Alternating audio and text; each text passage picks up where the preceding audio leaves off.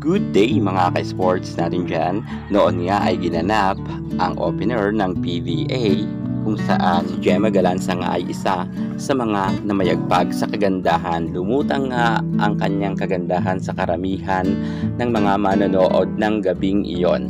At si Gemma Galanza ay hindi lang sa harapan ng napakaraming audience ang napahanga niya, maging sa social media ay number 1 ngang agaw eksena ang ating Queen Darna Gemma Galanza. Ngunit alam nyo ba, kahit nga sa comment section, ang ating Gemma Galanza ang nangunguna at tinawag na nga siya ngayon Barbie. Grabe ngayon ang mga nagsisilabasan rin na mga kritiko ni Gemma Galanza. Bakit raw tinatawag itong Barbie samantalang may Barbie na daw? Well, aalamin natin ang mga pangyayaring yan kung bakit nga si Gemma Galanza ang tunay nga na Barbie. Marami tayong ebidensya, pero bago ang lahat, subscribe ka muna. I-click ang ating notification bell para lagi kang updated sa lahat ng issue sa volleyball. Susunod na.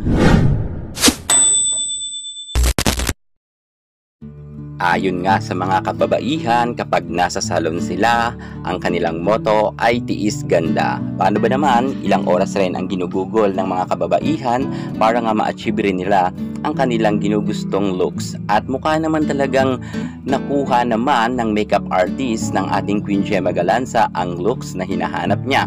Kung saan lumutang talaga ang ating Gemma Galanza sa karamihan ng social media man sa harapan ng audience na siya talaga ang number 1 nga na talagang pinag-uusapan dahil sa kanyang alindog at kagandahan ay marami talagang napahiyaw at napapalakpak sa kanyang kagandahan, maging ang kanyang mga co-teammates at kanyang mga kaibigan rin at kahit hindi kaibigan ay nagkukomento nga ng mga magaganda. Puro talaga mga positive vibes nga ang dala ng ating Queen Gemma Galanza. Isa na nga dito ang talagang nagpakitang suporta sa ating Queen Gemma Galanza ang madalas ngang binabash rin na si Chang Abby Maranyo. Akalain nyo ba naman na si Chang Abby Maranyo tinawag nga itong si Gemma Galanza na Barbie? Well, karapat-dapat naman talaga ang tawagin siyang Barbie dahil maganda naman talaga siya. Eto nga ang patunay na talagang si Gemma Galanza ay pwedeng tawaging Barbie dahil napakaganda niya talaga. Ayon nga sa komento ni Chang Abby Maranyo, ang kapitana ng Cherry Tigo, Barbie.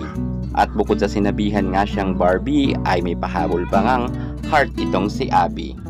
At dahil nga naramdaman naman ng ating Gemma Galanza fans ang pagsuporta ni Chang Abby Maranyo, kahit madalas ngang mabash itong si Abby Maranyo, ngunit ngayon ay puro positive ang mga komento sa kanya sapagkat nga alam naman natin na sinuportahan niya rin ang ating nag-iisang Darna Queen Gemma Galanza at tinawag niya pa nga itong Barbie.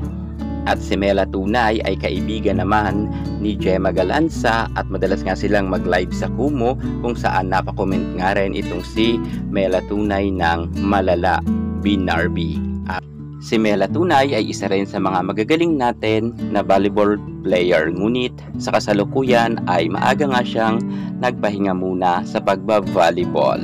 At marami talagang nakasuporta sa ating Queen Gemma Galanza kahit ang mga Alas Pilipinas players na sila Thea Gagate, Cherry Nunag, Faith Nisperos at marami pang iba, at kahit si Cici Rondina ay nagpakita ngang suporta sa ating Queen Gemma Galanza at sinabihan nga siyang so pretty. Maganda naman talaga kasi ang ating Queen Gemma Galanza, ngunit ang pinupunto talaga natin dito ang napakaraming ang mga fans ng Corimline Cool Smashers at fans ni Gemma na sinasabihan nga siya na mala Barbie raw talaga daw di umano ang nasabi natin looks ngayon ni Gemma Galanza. Komento pa nga ng netizen, Barbie na Barbie ang pretty. Jessica Margaret Barbie Galanza at meron pa nga siyang pa-fire at hearts. Pak, Gemma lang malakas. Darna na, Barbie pa. So pretty.